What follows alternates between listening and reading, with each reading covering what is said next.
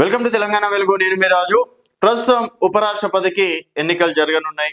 మరి ఉపరాష్ట్రపతి నుంచి ఇక్కడ ఇండి కూటమి అభ్యర్థిగా మన తెలుగువాడు తెలంగాణ వాడు సుదర్శన్ రెడ్డికి టికెట్ అభ్యర్థిగా ఓకే చేయడం అనేది కూడా జరిగింది. దీనికి సంబంధించి నిన్న ప్రెస్ మీట్ లో రేవంత్ రెడ్డి గారు కూడా మద్దతు ఇవ్వాలని చెప్పేసి కూడా కోరారు. సో ఎన్డీఏ కూడా ఖరారు చేయడం అనేది జరిగింది మహారాష్ట్ర గవర్నర్ ని. ఇక్కడ చూసుకున్నట్టయితే ఇద్దరు కూడా సౌత్ ఇండియన్స్ అని చెప్పేసి కూడా చెప్పుకోవచ్చు. మరి ఉపరాష్ట్రపతి గెలుపు ఎవరిది, ఎన్ని ఓట్లు వస్తే ఉపరాష్ట్రపతి గెలిచే అవకాశాలు ఉన్నాయి, అండ్ ఇక్కడ ఎన్డీఏ అభ్యర్థి గెలుస్తాడా లేకపోతే ఎన్డీ కూటమి అభ్యర్థి గెలుస్తాడా అన్నది ఒకసారి చూసుకున్నట్టయితే ఇవి మనం వేయాల్సినటువంటి ఓట్లు కాదు. దీనికి సంబంధించి రాష్ట్రపతి, తర్వాత ఎంపీలు, అలాగే రాజ్యసభ ఎంపీలు వాళ్ళు ఉపరాష్ట్రపతిని ఎన్నుకోవడం అనేది జరుగుతుంది. సో మరి ఇక్కడ చూసుకున్నట్టయితే తమిళనాడు ఉన్నటువంటి క్యాండిడేట్ ని ఎన్డీఏ కూటమి అభ్యర్థిగా నిలబెట్టింది.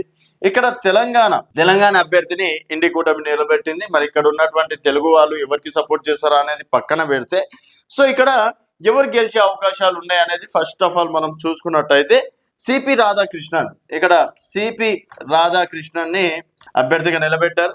ఇక్కడ సుదర్శన్ రెడ్డిని అభ్యర్థిగా నిలబెట్టడం అనేది కూడా జరిగింది. సో ఇక్కడ ఆగస్టు 21 నాడు గడువు ముగియనుంది. ఆగస్టు 21 నామినేషన్ గడువు ముగియనుంది. లోక్సభ రాజ్యసభలతో కలిపి మొత్తం సభ్యులు 781 మంది సభ్యులు కలిగిన ఎలక్టోరల్ కాలేజ్ ద్వారా ఉపరాష్ట్రపతి ఎన్నిక జరుగుతుంది. సో మొత్తం సభ్యులు ఎంతమంది? 781 మంది సభ్యులు ఈ ఓటింగ్లలో పాల్గొంటారు. అది కూడా ఏ విధంగా? ఎలక్టోరల్ కాలేజ్ ద్వారా ఉపరాష్ట్రపతి ఎన్నిక జరుగుతుంది. ఈ ఎన్నికల్లో నెగ్గాలంటే కనీసం 391 స్థానాలు కావాలి. సో 781 మంది అభ్యర్థులు అంటున్నాను, సో ఓటర్లకి, ఎలక్టోరల్ ద్వారా ఎన్నుకోబడ్డేటువంటి సభ్యులకి దాదాపుగా ఇక్కడ గెలవాలంటే 391 ఓట్లు వస్తే గానీ ఇక్కడ గెలవడం కష్టం.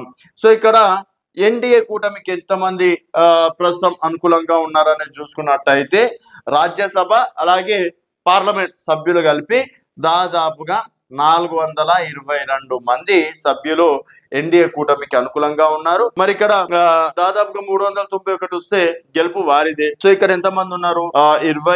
దాదాపుగా 422 మంది ఎన్డీఏ కూటమికి అనుకూలంగా ఉన్నారు.